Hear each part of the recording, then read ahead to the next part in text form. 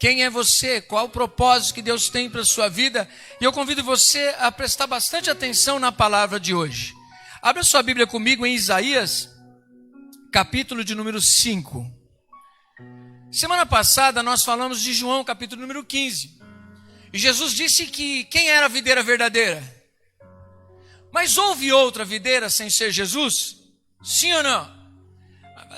Não sei, apóstolo, vou ficar aqui em cima do muro. Talvez sim, talvez não, não sei. Eu vou te mostrar na palavra que sim. Houve uma videira, só que essa videira não cumpriu o propósito dela. Eu não vou ser muito teológico, mas é tremendo entender sobre isso, principalmente como igreja hoje. Porque Deus, ele quis se revelar. Na semana que vem eu vou trazer uma ministração um pouquinho mais profunda sobre isso. E Deus escolheu pessoas, através de pessoas e de gerações, Deus, ele quis se revelar. Amém? Isso é bom saber, porque hoje é a sua vez. Hoje você está nessa terra e Deus quer se revelar através de cada um de nós. Amém? Você pode dizer assim, Deus pode me usar? Amém? Deus pode usar a sua vida, Deus quer se revelar, Ele vai se revelar através da história e vai se revelar através de cada ser humano que se coloca na presença dEle ou rejeita Ele. Nós vemos na palavra do Senhor que um povo que foi escolhido para ser uma videira foi o povo de Israel. Nós vivemos em um contexto muito diferente da cultura hebraica. Então, para a gente, às vezes, a gente tem dificuldade em entender algumas coisas que para eles é uma raiz tão grande e para a gente é tão superficial, às vezes, algumas situações. Mas hoje eu quero trabalhar com você o livro de Isaías no capítulo 5, e é algo lindo para nós refletirmos também, no seguinte: tem gente que pensa que o ministério de Isaías, do profeta Isaías, ele começou no capítulo 6, porque no capítulo 6 é um capítulo onde ele tem um encontro com Deus, onde ele vê o Senhor assentado sobre um alto e sublime trono, e aí os serafins voavam e adoravam a ele, dizendo: Santo, Santo é o Senhor. Amém? E aquela visão mexe com ele, transforma ele, porque a característica daquele ano para ele é um ano de percas. Ele perdeu o rei que ele amava, e naquele momento de tristeza na terra, Deus abre a visão para mostrar: olha, vocês podem não ter controle na terra, mas eu continuo no controle de todas as coisas. Tudo pode parecer um caos, mas Deus continua no controle de todas as coisas. Amém? Saiba sempre disso. Sua vida pode estar um caos, seja por causa de você, seja por causa de outras pessoas, ou por situações que se levantaram, não importa. Deus continua no controle de todas as coisas. Amém? Apóstolo, mas olha tantas drogas, olha, está acontecendo isso, o roubo, isso e aquilo. Deus continua no controle de todas as coisas. Amém? São coisas que são vontades ativas, vontades permissivas de Deus, e nós vemos todo esse plano de um viés muito nublado. A gente não tem entendimento de todas as coisas, mas um dia nós vamos entender tudo. Amém? Um dia nós vamos ter a mente do santo. Um dia nós teremos um novo corpo, estaremos numa nova situação para entender todas as coisas, e eu tenho plena convicção. A gente vai dizer assim: agora entendi, porque Deus, Ele não precisa de mim, não precisa de você para executar os propósitos e os princípios que Ele tem já pré-estabelecidos. Amém? Mas essa visão mudou Isaías. Tanto que ele vai olhar para dentro dele e falar assim: puxa, tudo que precisava ser feito por mim, foi feito. A brasa do altar foi tocada à minha boca, foi tirada a minha iniquidade. Eu habito num povo que é impuro, tem lábios impuros, e eu também sou assim. Mas eu percebi que a minha iniquidade foi tirada. Fogo representa o Espírito Santo. Limpou a vida do profeta, e Deus pergunta bem alto: quem enviarei? Quem há de ir por nós? Isaías diz assim: pode me enviar que eu vou. Talvez hoje você precisa desse encontro que mude a sua vida, mude a sua visão, e você realmente possa dizer assim: Senhor, eis-me aqui, envia-me a mim. Amém? Você que gostaria de ser um canal da mão de Deus, as mãos de Deus estendidas, os pés de Deus, a boca de Deus, Deus está procurando pessoas disponíveis para isso, amém? E você está na videira que é Cristo justamente para isso, para que os valores de Deus, o Espírito Santo flua através de você.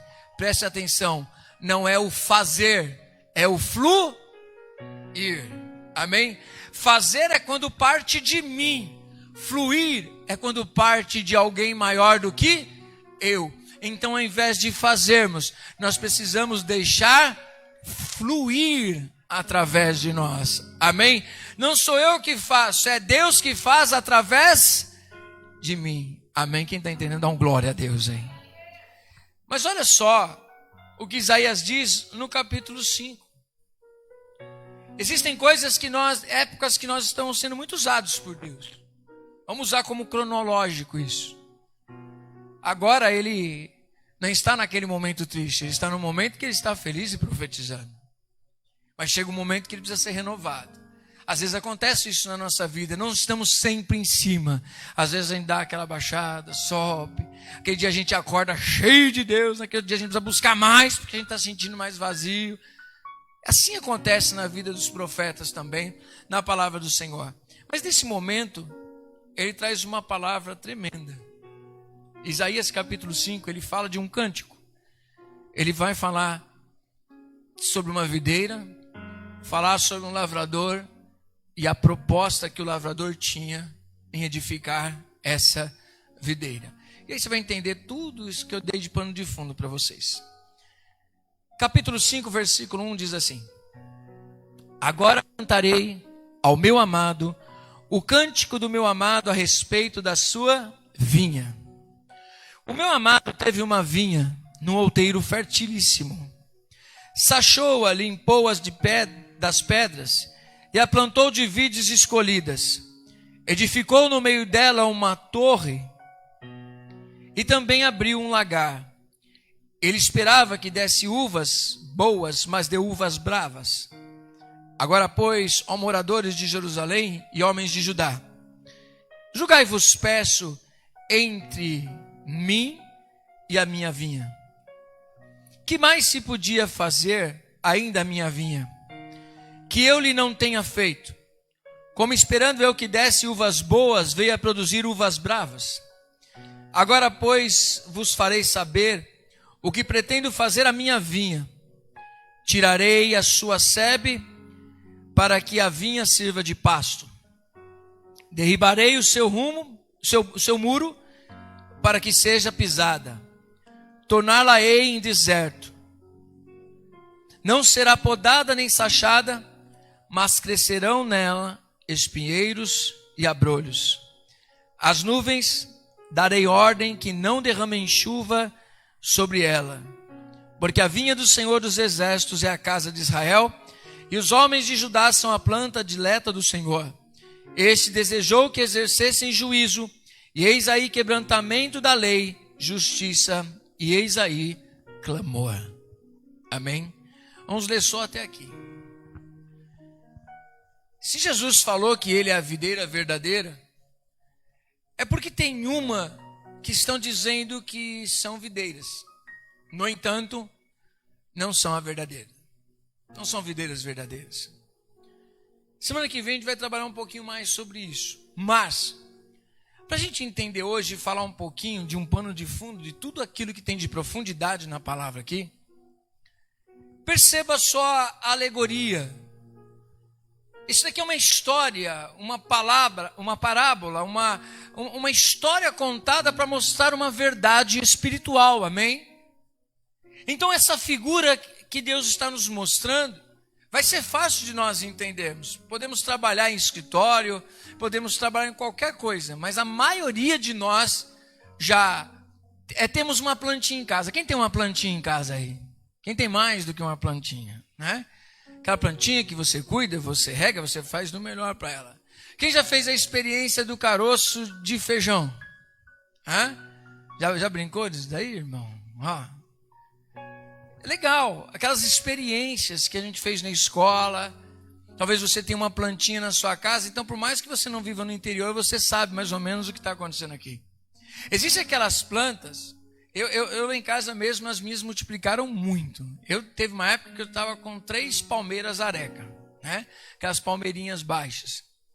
E elas ficavam muito no sol, mas aí o vendedor disse, pode ficar no sol, que ela aguenta o sol.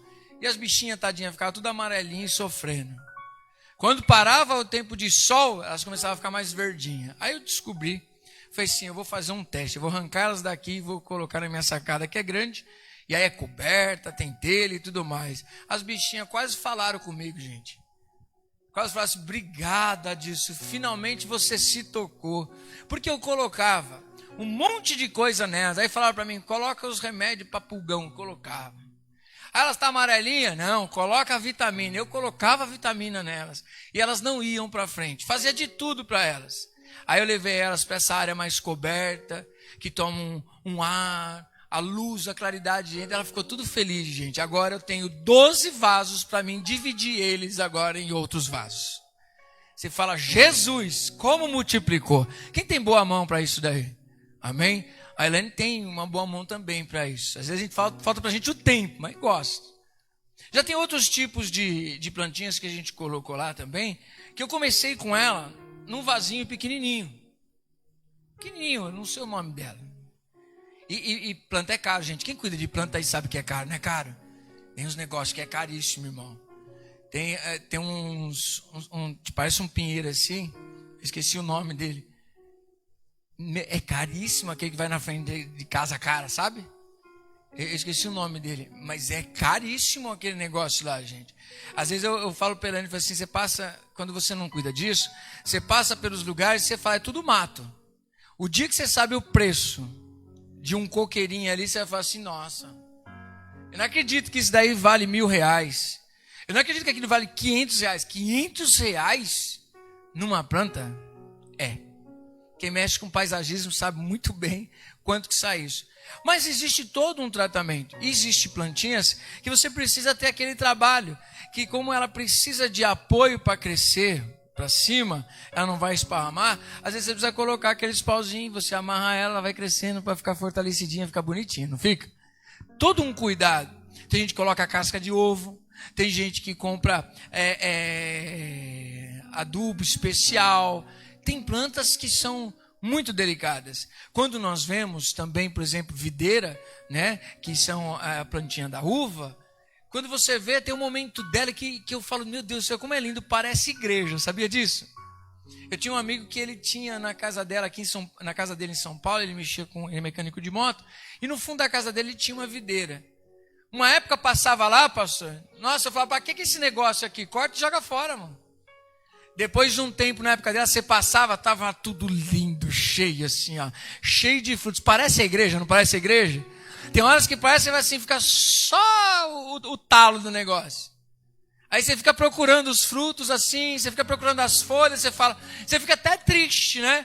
Tem um momento que a gente pensa assim, fala, meu Deus, toda essa estrutura aqui, cadê as videiras, amém? Olha para o irmão que está do seu lado, você é a videira. Fala para mim, gente, eu particularmente, a gente precisa de tudo isso daqui de igreja como pessoa, pastor? Não precisa, gente. Eu não preciso nem desse espaço aqui, é muito para mim como igreja. Para que toda essa estrutura, né?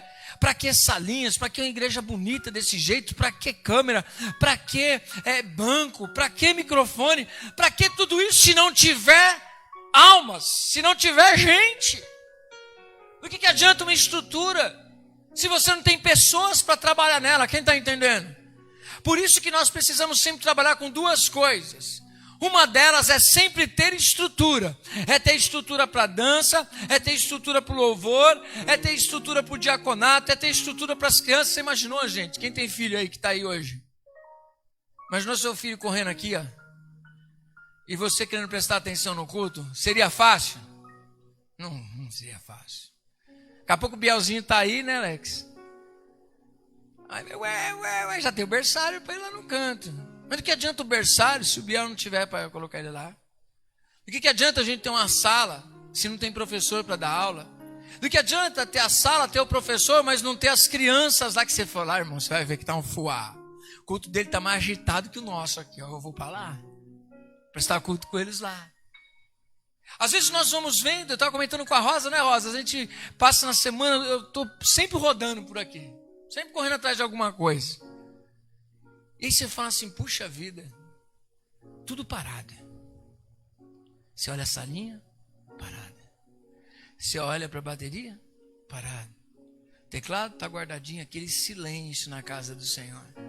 Mas a estrutura está pronta, só esperando as videiras chegar. E aí começa a frutificar. Aí vem louvor, aí vem adoração. Aí o coração do apóstolo começa a alegrar. Aí vem o pastor no sábado, traz os jovens. Aí começa, aí o diaconato chega cedo, vamos fazer surpresa para o presbítero Alex, que hoje é aniversário dele. Uhul! É dupla honra, né? Papai aniversário. Tudo começa a acontecer, aquela mesa, vamos tomar um café. A gente começa a ver vida. Diga assim, eu sou vida em meio a uma estrutura. É isso que Deus está falando aqui para o povo. O que vocês precisam para crescer, lhes foi dado. O que precisava fazer para o povo de Israel, que aqui ele está falando diretamente para o povo de Israel. No entanto, nós podemos aprender sobre o caráter de Deus através das histórias. Se você quer conhecer sobre uma pessoa, estude a história, o dia a dia dela, sim ou não? Eu não conheço uma pessoa por uma informação de uma noite, pela informação de um dia, isso eu não conhecer nada. Mas eu conheço uma pessoa a partir do momento que eu conheço a história dela, a partir do momento que eu tenho um relacionamento com ela, não importa se como esposo, como esposa, como amigo, como irmão, como vizinho, cada um tem seu lugar na mesa. Amém? E precisamos ter inteligência para isso. Colocar cada um no seu devido lugar na mesa. Amém? Você precisa prestar atenção. Um dia a gente traz uma ministração para isso. Até a ministração boa para a gente trazer de reflexão para bons empreendedores, né? Saber quem você coloca na sua mesa. Network, relacionamento com pessoas. Aí isso importa? Lógico que importa. Quer ver como importa? Às vezes você coloca gente que você não deveria colocar no seu rol de amizade dentro da sua casa. Pessoas invejosas, pessoas que não querem o seu bem. Você sabe que a pessoa não quer o seu bem, você vai colocar ela na mesa com você. Diga para a pessoa que está do seu lado, vigia.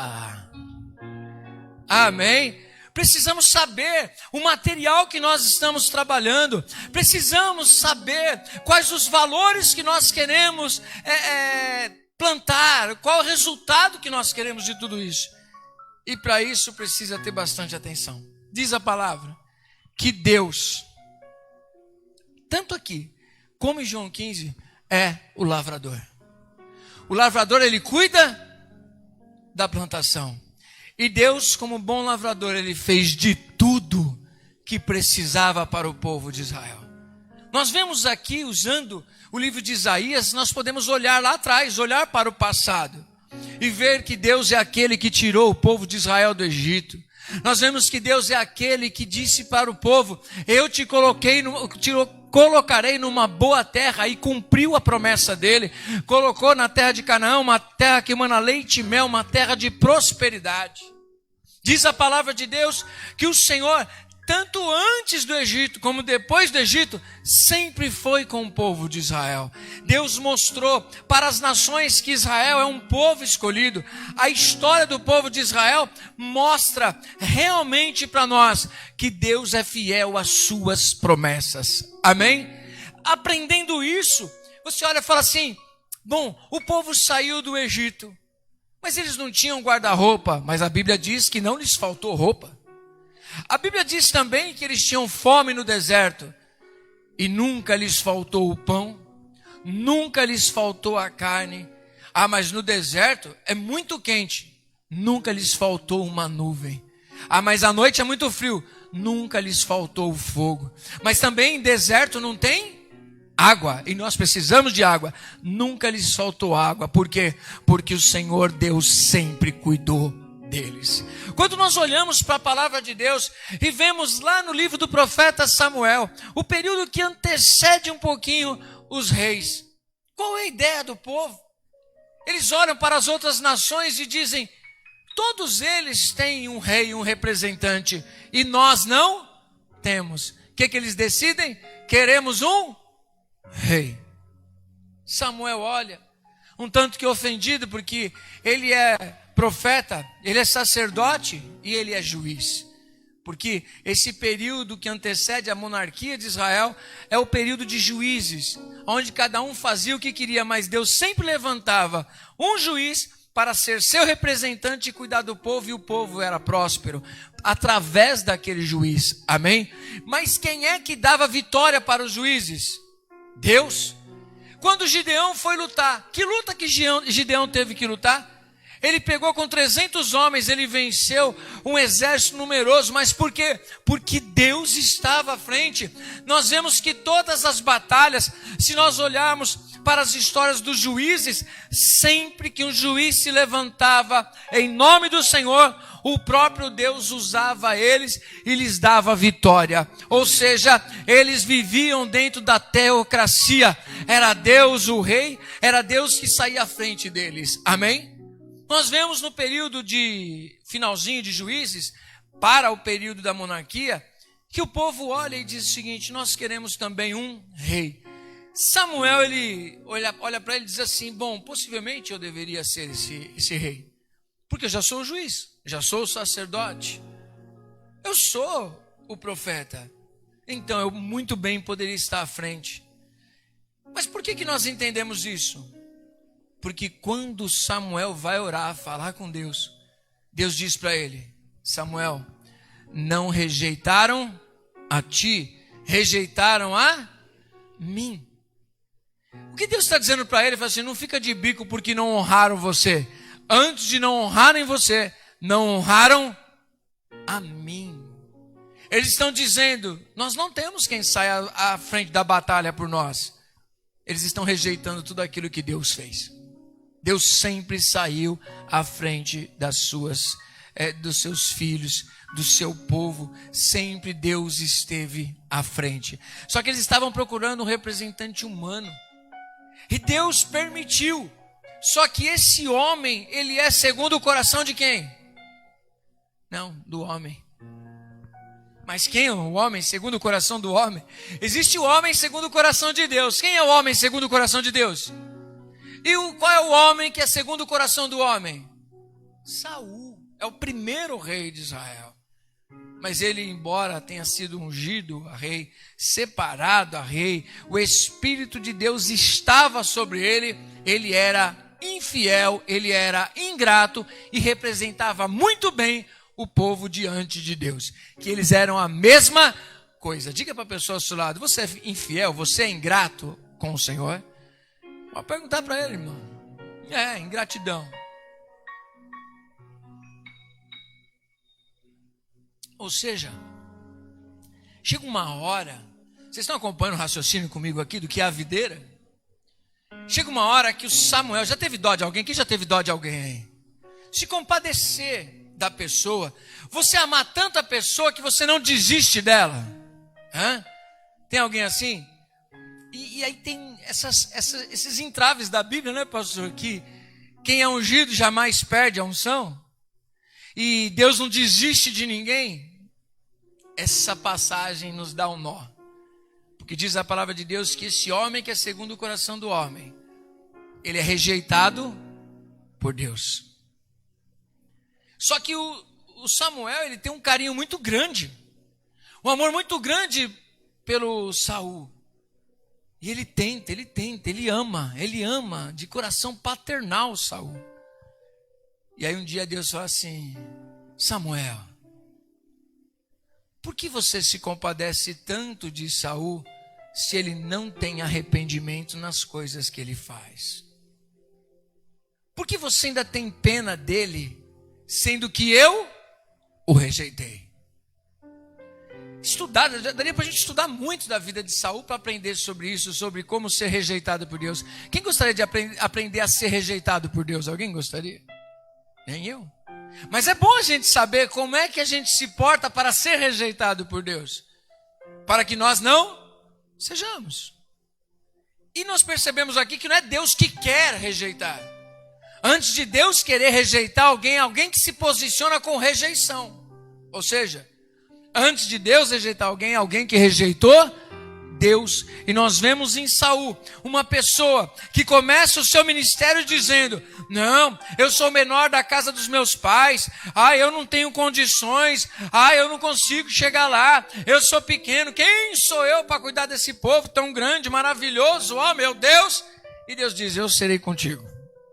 E ele aceita a proposta, mas o coração dele muda, e ele começa a se achar o sacerdote, ele começa a se achar o profeta, porque um dia ele profetizou. Meu irmão, isso é uma insubmissão. Meu Deus, quanta coisa linda para a gente pregar sobre isso, né, pastor? Insubmissão traz ira de Deus, quando você não se submete. Mas é interessante que antes de você não se submeter a Deus claramente, você começa a não se submeter a uma liderança constituída por Deus. Quando você rejeita e não é submisso a uma liderança que foi levantada por Deus, o seu próximo passo vai ser se rebelar contra o próprio Deus. Por isso que é claro entender, e nós podemos aplicar isso, que se nós não conseguimos amar uma pessoa que nós vemos, não adianta dizer amar a Deus que nós não o vemos, porque Deus está nas pessoas. Quem entende isso, dá uma glória a Deus. Antes de Saul cair de uma vez, ele começa rejeitando quem representa Deus. Você está entendendo? Dá um glória a Deus comigo.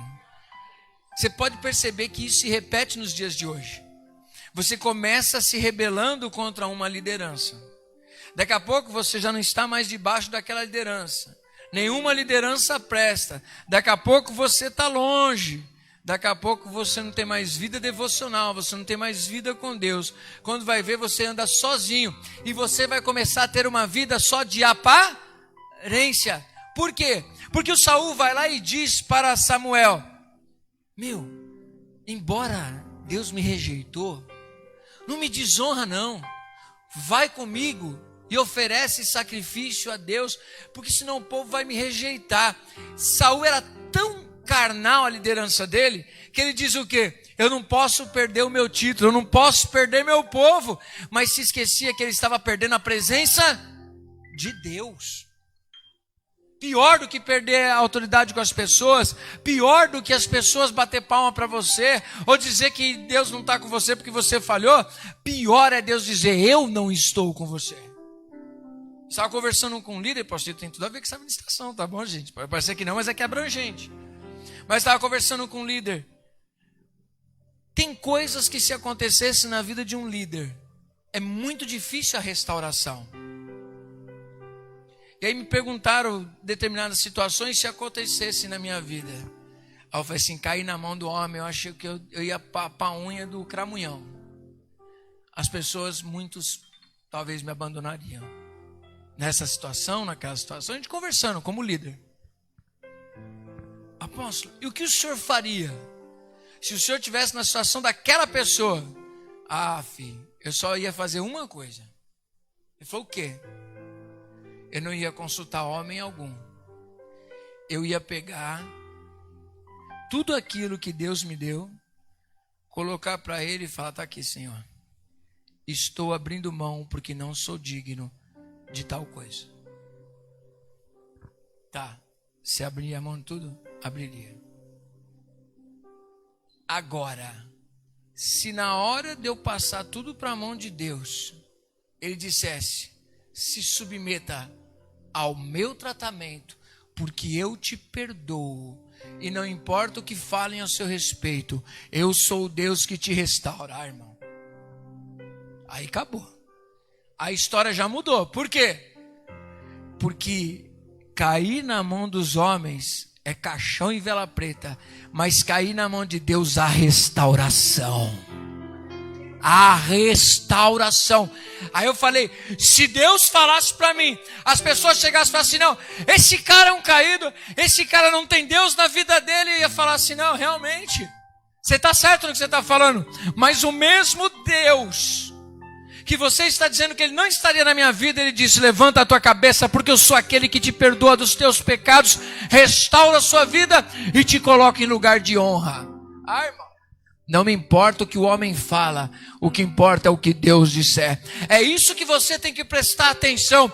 Não importa se você já passou por uma cadeia, não importa se você já teve problema no casamento, não importa as pessoas que te decepcionaram, não importa o que você falhou, o que importa é se você se arrepende e muda as suas ações, aí Deus te restaura. Quem está entendendo, dá um glória a Deus. Deus é aquele que levanta o que está caído. O ser humano pega uma pá e joga mais uma pá de areia. Mas Deus não. Deus ele fala: eu vou te restaurar das cinzas. Eu vou te levantar. E Davi é um homem segundo o coração de Deus. Uma pessoa segundo o coração de Deus se submete ao tratamento. Uma pessoa segundo o coração de Deus tem arrependimento e diz: Senhor, eu sei que minha é a queda, mas eu sei que a tua mão me levanta. Levanta ou não levanta, pastor? Levanta. Você pode aplaudir ao Senhor? Aleluia!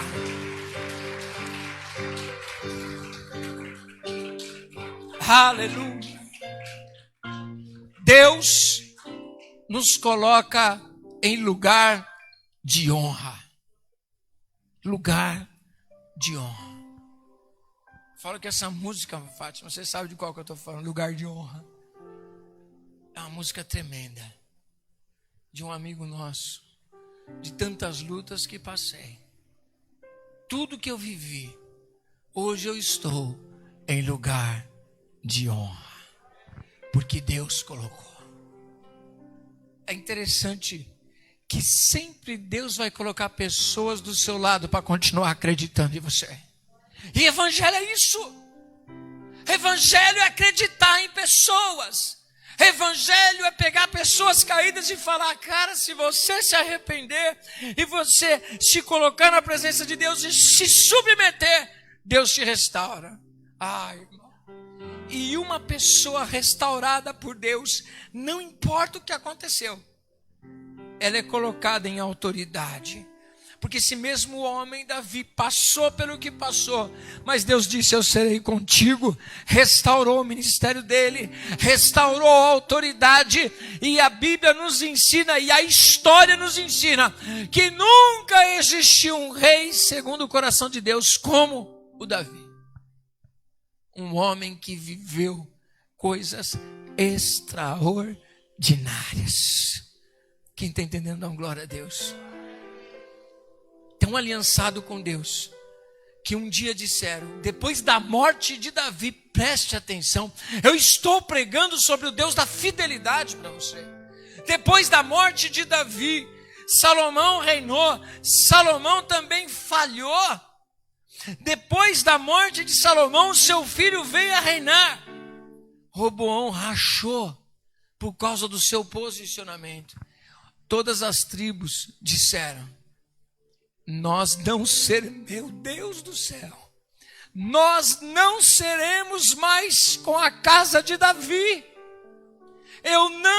Nós não estaremos mais com ele. Que Davi se vire para sustentar essa casa caída. Aí Deus disse: não, a aliança quem fez fui eu, não foi o homem. Eu vou preparar um povo separado para ser o meu povo, segundo a aliança que eu fiz com Davi. Eu não me esqueço das minhas alianças. E Deus levanta o povo e diz: não, o povo de Judá será o meu povo. Eu vou cumprir a minha palavra dita em Davi. Eu restaurarei. Que coisa tremenda. Eu vou dizer que tudo isso que eu estou pregando para você é fresquinho de Deus. Você pode dar um glória a Deus? É fresquinho porque não estava no script. Na verdade não tem nada no script. Meu script está aqui na Bíblia.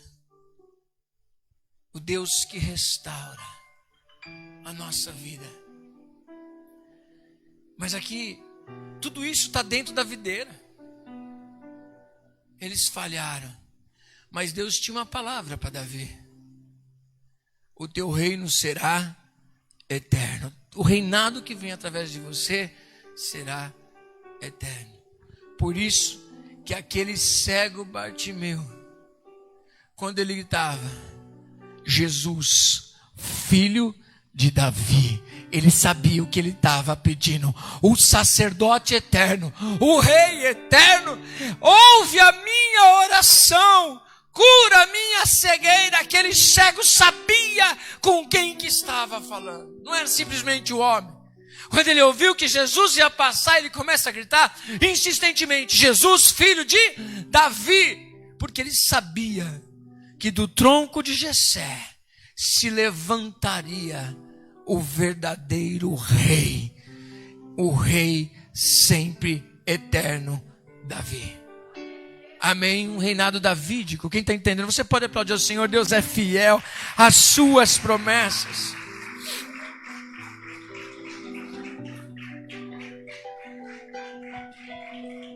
Tudo isso que eu estou contando para você tem a ver com a videira. Eles não foram fiéis, mas Deus permaneceu fiel.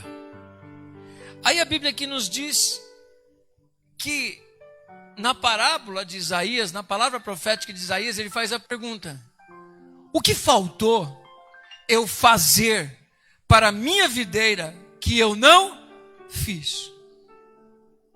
Isso para mim, olhando essa história toda que eu narrei para você, o que foi que faltou Deus fazer para o povo de Israel que ele não fez? Ele fez de tudo para o povo de Israel. Deu a melhor terra, sempre esteve com ele, colocou a madeirinha para que eles crescessem, deu terra, deu adubo, deu água, deu chuva, fez tudo. Mas no final de tudo isso ele esperou: na hora de colher eu vou colher frutos bons. Quando chega lá, a planta foi feita do melhor para ela, mas o fruto não era bom. Aí ele disse: não tenho mais o que fazer. Não tenho mais o que fazer. Vou derrubar ela, porque ela não serve mais. Mas é interessante que a mesma coisa que Deus está dizendo para o povo, Ele diz para mim e para você. Deus tem sido nosso sustento. Ele nos tem perdoado, Ele tem cuidado da nossa vida, Ele tem cuidado dessa igreja, Ele tem cuidado de nós. Existem coisas ao nosso redor que nós vemos que precisamos de milagre, amém? Mas mesmo assim, você pode dizer que Deus tem sido bom para você?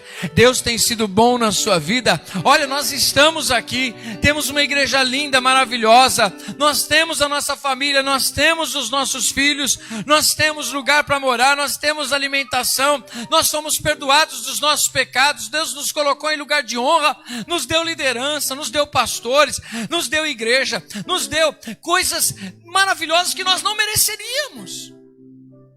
Qual é a única coisa que falta?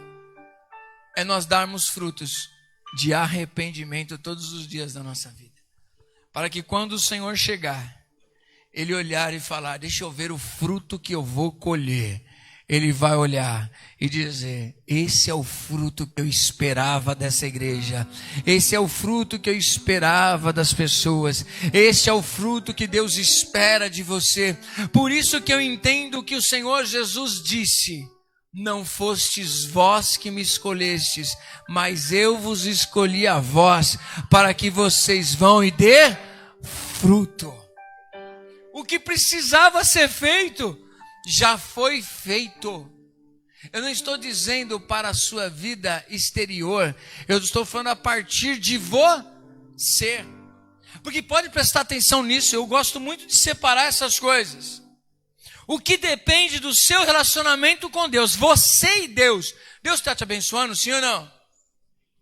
Mas nem sempre, por causa de terceiros, nós estamos plenos, sim ou não? É interessante isso. Com Deus, embora exista o coletivo, existe também o indivíduo. Como que é o indivíduo? A Joana é mãe do Leandro. Amém? Quer ver ele bem? Quer ou não quer? Quer ver o filho bem. Quer ver os rebentes tudo felizes da vida, não é, pastor? A alegria do pai, a alegria da mãe é ver os seus filhos bem. Mas a gente lembra que os filhos têm livre-arbítrio? Às vezes a gente esquece, não é? E eu não estou falando para Joana, eu estou falando nós. Os nossos filhos têm livre-arbítrio. Sim ou não? Está ali papai e mamãe da Joana. Tem coisas que eles não gostariam da história de vida. Mas não tem livre-arbítrio, não tem que respeitar, não é, irmão José? Não é, mamaria? E assim vai indo. Todas as famílias são assim. Respeitar o indivíduo. Porque chega uma hora que o indivíduo tem as suas decisões. Mas nem sempre as decisões são aquelas que a gente quer. Eu queria que a gente... E às vezes eu falo que eu me sinto envergonhado. Quando tem uns pastores triunfalistas que pregam que filho de pastor é pastor, que prega que um pastor é o bem-sucedido em tudo, que ele é o perfeitão. Mano, eu estou procurando esse negócio aí, irmão. Porque é fácil ir para a internet e você não me conhecer, não é? Chego lá na internet, aí o pastor Vitor assiste. Fala, nossa, eu queria um apóstolo desse na minha vida. Você só está vendo ele pregar, vai andar com ele. Vai conhecer a família dele. Vai conhecer a história dele. Existem pastores que têm irmãos que estão internados em clínica de recuperação. Existem pastores que sofrem por seus filhos estarem na prisão. Existem pastores que sofrem porque seus filhos se tornaram homossexuais. A culpa é do pastor. É lógico que para legalistas isso é a coisa mais fácil dizer. A culpa é do pai, a culpa é da mãe. Existem decisões. A gente sempre costuma dizer, cuidado, não taca pedra no telhado de vidro dos outros. Diga para o irmão que está do seu lado. Irmão, cuidado. Sabe por quê? Você tem um de vidro também.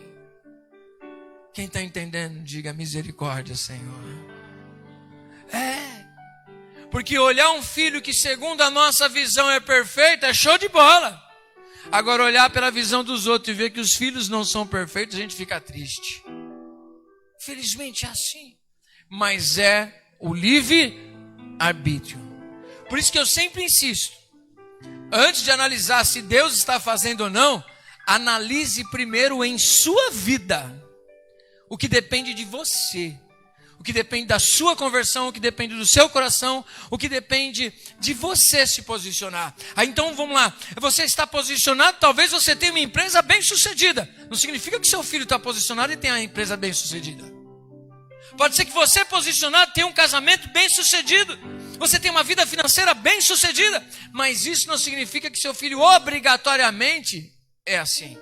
Assim como também, às vezes, os pais não estão no caminho melhor, mas os filhos se tornam referenciais. Os filhos decidem, por quê? Porque é o poder da decisão. Existiram reis que foram uma bênção, os próprios netos foram uma maldição para o povo de Israel. Ou seja, é questão de escolha. Diga assim, nós podemos escolher. Apóstolo, mas nós não podemos influenciar? Com certeza. Você pode influenciar seu filho, você pode ensinar o caminho que ele deve andar, mas ele vai ter que decidir. Seu filho não se batiza por você, seu filho se batiza por si mesmo. Ele entrega a vida para Jesus, não porque você entregou, ele entrega a vida para Jesus porque ele decidiu entregar. Amém?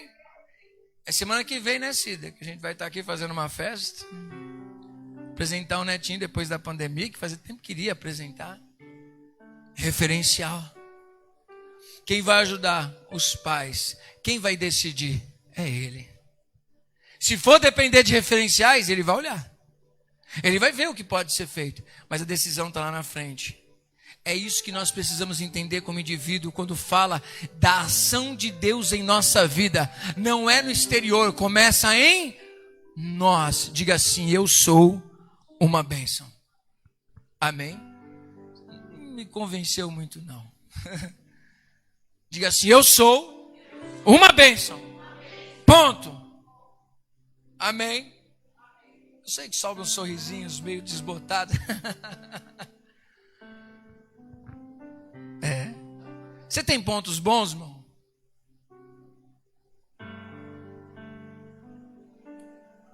Você tem algum ponto bom, irmão? Quem tem algum ponto bom aqui, pelo amor de Deus?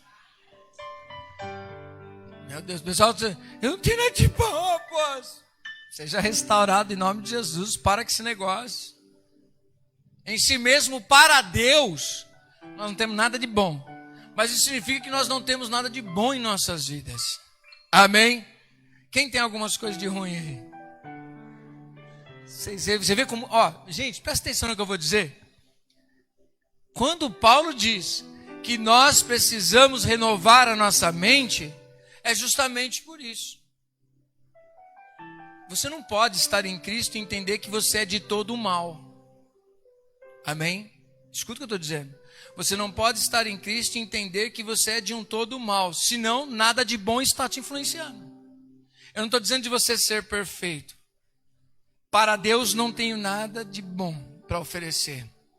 Mas por estar em Cristo eu tenho algo de bom para oferecer ao próximo. Quem está entendendo, diga glória a Deus. Então, não é arrogância dizer, eu posso ser bom para você. Eu posso ser bom para você, eu posso ser bom para o próximo. Porque ser humano não tem a ver com ser divino. Mas ser humano mesmo que foi top, foi quem? Jesus.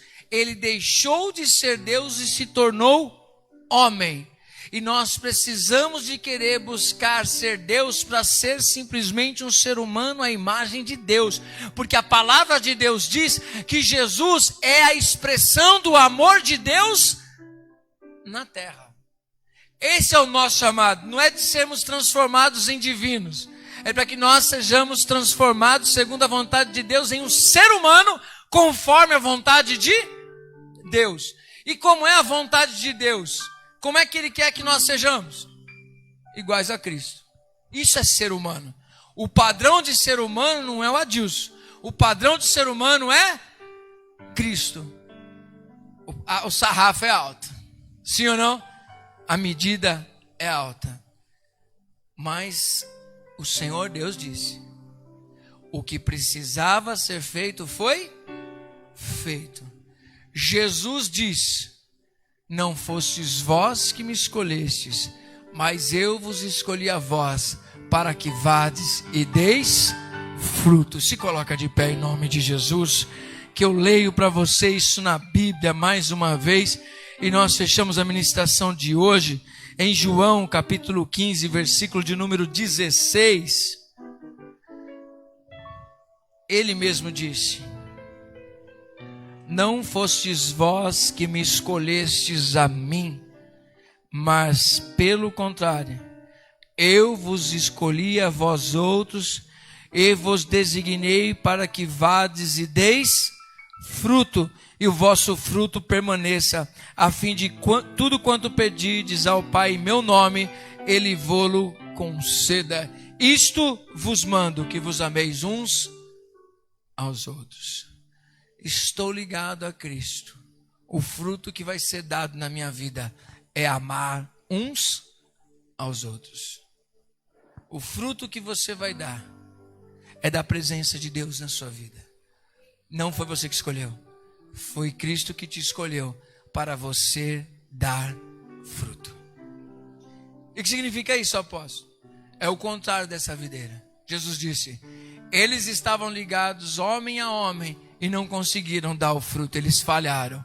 Eu sou a videira verdadeira, meu pai é o agricultor, ele cuida de mim, por isso eu tenho uma boa raiz, eu tenho um bom tronco, e vocês estão ligados a mim, a mesma seiva que passa por mim, também vai até vocês, e aí essa seiva passando pelo tronco, indo para os braços, automaticamente começa a dar folhas, e no tempo certo começa a dar os frutos, e quando o lavrador passa, ele diz: eu estou vendo fruto na sua vida, André. Eu estou vendo fruto na sua vida. Eu estou vendo fruto na sua vida.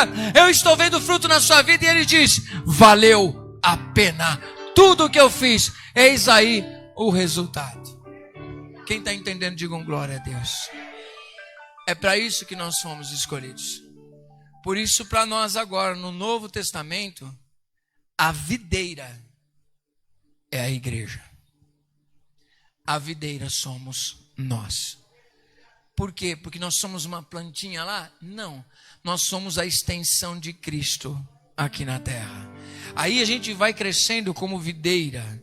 E aí nós estamos dentro de uma igreja que é a treliça. Aí nós apoiamos. Aí nos ministérios nós vamos dando fruto. Aí você olha na sala da dança e fala assim: nossa, quanta gente para adorar o Senhor através da dança.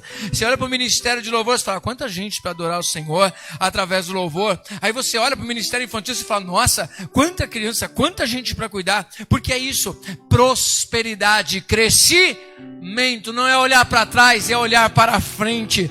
É ver que você pode crescer. É saber que Deus te chamou, Cristo te chamou para você estar nele e você prosperar, você dar frutos, você permanecer com esses frutos.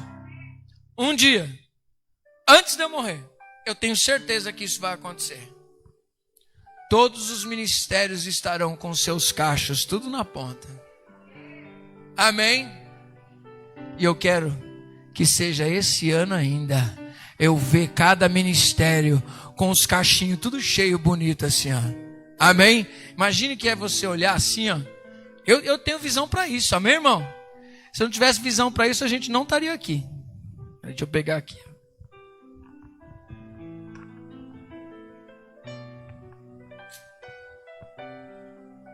Não é bonito, gente? Sim ou não? Dá até vontade, né? Come não que é de borracha, irmão. Mas é bonito, né? Aí você olhar lá dentro do ministério de dança assim, Gi, vem cá, Gi, vem cá, Gi. Corre aqui, mulher, segura aqui, ó. Fica aqui de pé aqui assim, segura esse caixinho assim, ó, bem bonitinho assim na mão. Aí, segura aí. Isso, bonitinho aqui, cadê?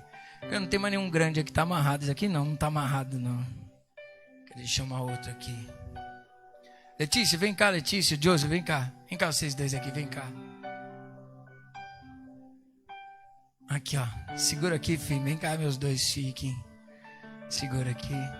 Segura aqui, Letícia. Levanta assim, bem alto assim. Aí, ó. Olha que bonitinho. Líder da dança. Líderes do Ministério de Louvor. Aí olhar pro louvor tá assim, ó. Bonito, hein, pastor? Olhar pra dança assim, ó. Tá lindo. Aí papai chama a gente, pastor. Pega na mão do apóstolo assim, vem cá, filho. Aqui, ó. Olha que bonitinho. Aí eu falo: Senhor, tudo foi o Senhor que fez. É representar Cristo. É Cristo fazendo assim, ó. Pá, e vai fluindo aqui. E vai fluindo lá. Aí quando olharem para Efrata assim, fala assim: que coisa linda. Olha que fruto. Que igreja linda. Mas não é estrutura. São frutos. Frutos da ação de Deus. Pode deixar ali e descer. Vai comer não. Amém. Você está entendendo? Assim é na sua vida. Daqui a pouco as pessoas vão olhar assim para você e falar assim: olha, quanto fruto bonito. Amém. Quem levanta a mão assim, ó, imagina um cacho de uva assim na sua mão. Aqui eu não tenho cacho de uva para colocar na mão de todo mundo. Mas imagina assim, ó, esse cachinho de uva assim, ó. Traz aí para sua mente, marca assim, ó. Eu quero marcar sua mente, ó. Não é assim que a gente substitui pensamento? É marcando os seus pensamentos. Então levanta a sua mão assim, ó. Imagina esse cachinho de uva assim, ó. E começa a dizer: a minha família será assim, ó. Os meus negócios serão assim. O meu ministério será assim. Eu vou olhar e falar assim: quanto fruto bonito, Senhor. Obrigado, Jesus. Aí o pai vai falar assim: foi através de você. Não é você, sou eu em você. Aí você não vai nem fazer força. Qual é a força que a videira faz para dar o seu fruto? Nenhum. Simplesmente flui. Que o Senhor flua através da sua vida e os frutos venham acontecer em todas as áreas da sua vida. Levanta a sua mão, abençoa a tua casa, abençoa a tua família, abençoa os teus filhos, abençoa a tua igreja, abençoa o ministério que você faz parte, qual departamento que você faz parte, qual irmão que você cuida, ele é fruto para permanecer. Eu declaro cada membro desta igreja frutífero. Eu declaro em nome de Jesus, cada departamento desta igreja frutífera para a glória do teu santo nome, Senhor. Eu declaro o poder do Espírito Santo fluindo na nossa vida, produzindo cura, produzindo restauração, para que haja novos frutos, fruto de arrependimento, fruto de salvação. Abençoamos a nossa casa, abençoamos cada membro desta igreja e profetizamos, ó Pai, toda sorte de bênção. Diga assim: eu sou frutífero. Mas pode dizer bem forte: eu sou frutífero. Em nome de Jesus. Que toda esterilidade caia por terra e você frutifique. Sabe o que a palavra de Deus diz? Alarga a sua tenda. A Jaiane postou uma foto. Ela estava lá eu vi uma foto, né? Acho que foi o bispo lá que postou, de relembrando tempos atrás do aniversário do Alex. A Jaiane estava lá, sem barriguinha, né? Tava lá, menininha, que é aquele menininha. Aí ontem meu filho manda para mim a foto do quartinho do bebê. Aí a Jaiane chega, ela andava assim: cheguei, apóstolo, pega e puxa e faz. Agora ela chega assim, ó, patona, né? Antes ela colocava uma calça jeans e estava de boa. Tá dando para usar calça jeans? Nem tá doido. O Biel já fala: não, usa roupa que alarga. Por quê? Porque estou crescendo, eu estou rompendo, é crescendo. Eu preciso de espaço, porque eu estou rompendo. Amém? É assim que a gente fica dos nossos sonhos, rompendo. Alarga a sua tenda, aumenta o espaço, não é assim, Alex? Monta o quartinho do bebê, começa a preparar. Por quê? Porque está chegando a prosperidade de Deus, está chegando o fruto de Deus, está chegando a bênção de Deus. Você precisa preparar o ambiente. Prepare o ambiente, não é de qualquer jeito. Alex mandou a fotinho, tá lá. É o quartinho bonitinho. Tá o balãozinho pro Biel lá. Tem lá o bercinho do Bielzinho lá também. Tem até a cadeira para amamentar bonitinho lá, não tem? Tá lá. Ah, é o meu bebê. Estou preparando o ambiente. Já nasceu? Mas estão com expectativa? Se tá, né? E bonitinho. Daqui a pouco chega. Aí você fala: nunca mais muda. Dali para frente é cada hora um processo, cada mergulho um flash. Não é assim? É assim a nossa caminhada. Mas precisamos preparar o ambiente. Diga assim: eu preciso preparar o ambiente para as bênçãos de Deus. Faz assim, ó, para acertar a calça, né? Barriga, arruma. É só uma metáfora, gente. Amém? É preparar o ventre para aquilo que Deus tem para cada um de nós. Amém?